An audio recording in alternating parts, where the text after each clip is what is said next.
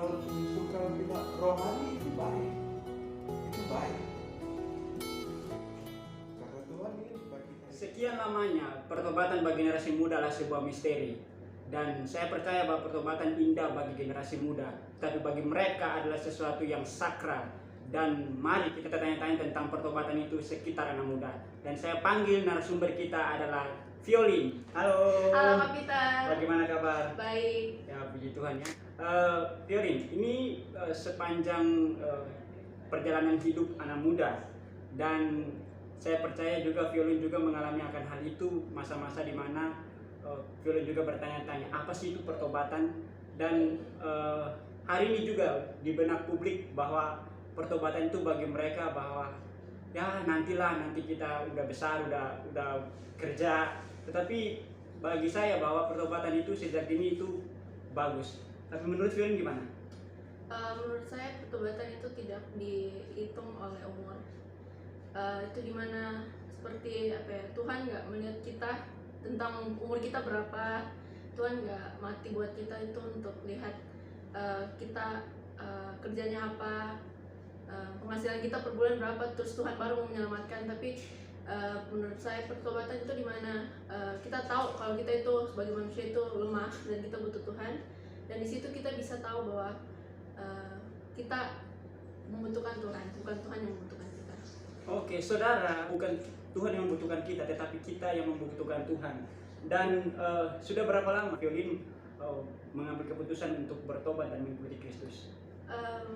Lately hampir 2 tahun.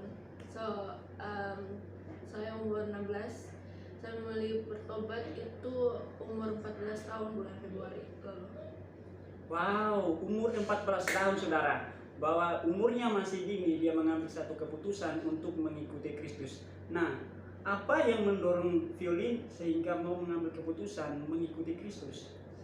Oke, so waktu itu saya punya, setiap tahun kita punya fase-fase yang berbeda ya. Ada yang fase kita di mana kita di atas, ada yang kita di bawah.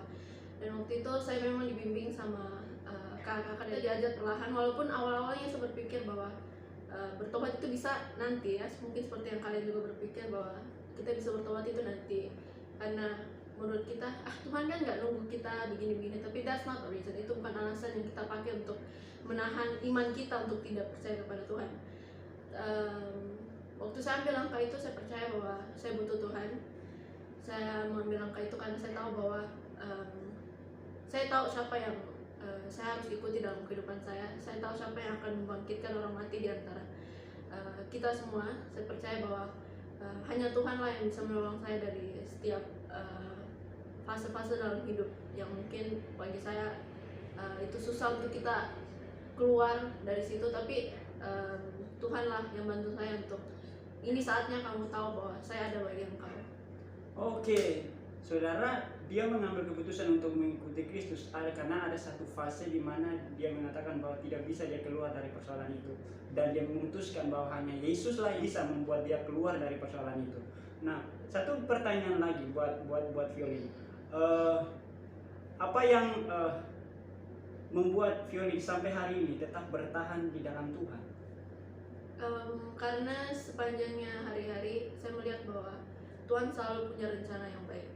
Kayak setiap kali ada masalah, pasti Tuhan selalu kasih kita jalan yang baru.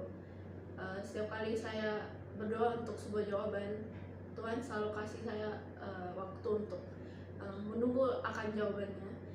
Karena makin hari kita bisa belajar kalau kita sama Tuhan. Tuhan itu, kalau kita berdoa, Tuhan itu punya 3 jawaban, ada ya, tidak, dan tunggu. Jadi semakin hari saya percaya bahwa selalu ada sesuatu dalam hati saya bilang Tuhan selalu ada buat saya. Begitupun kalian, Tuhan pasti ada selalu untuk memberikan kalian kekuatan ketika kalian lemah. Tuhan berikan kalian sebuah cahaya ketika kalian sedang ada di dalam kegelapan. Jadi semakin hari itu ada yang terjadi, tapi di satu sisi Tuhan selalu kasih another way. Tuhan selalu kasih jalan yang lain untuk kita lihat, bukan dari hal negatifnya yang dikasih, tapi dari hal yang positif. Jadi ketika Tuhan kasih kita sesuatu yang negatif, kalian bukan harus lihat kepada masalahnya, tapi kalian harus lihat ke Tuhan, bahwa Tuhan, saya percaya bahwa Tuhan, Engkau lebih besar daripada masalah saya. Jadi itu tiap hari buat saya lebih kuat dalam Tuhan. Saudara, ternyata dia bertahan sampai hari ini adalah karena ada jawaban dari Tuhan. Dan dia berikan 3 jawaban, ya, tidak, dan tunggu. Tetapi itu kepastian bagi setiap orang yang menantikan Tuhan. Seperti ada firman Tuhan berkata bahwa orang yang menantikan Tuhan itu seperti Raja Wali yang terbang tinggi. Dan apakah ada pesan-pesan buat orang-orang yang mau mendengarkan video ini?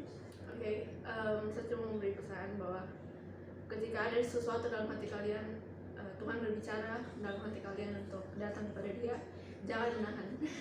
Jangan menahan, karena semakin kalian menahan, semakin kalian akan terganggu oleh kalian punya your own heart. Jadi kekerasan hati kalian itu tinggal karena memang kalian rasa saya belum butuh Tuhan, saya belum butuh Tuhan, tapi kalian tahu dalam hati kalian butuh Tuhan. Jadi jangan menahan. Ketika Tuhan berbicara, datang kepada Dia, berdoa dan bilang, Tuhan, apa yang Kau inginkan dalam kehidupan saya, biarkan itu terjadi kepada saya.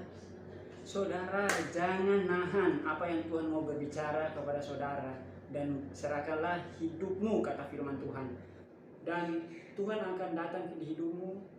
Izinkan saya untuk berdoa buat saudara yang mendengarkan.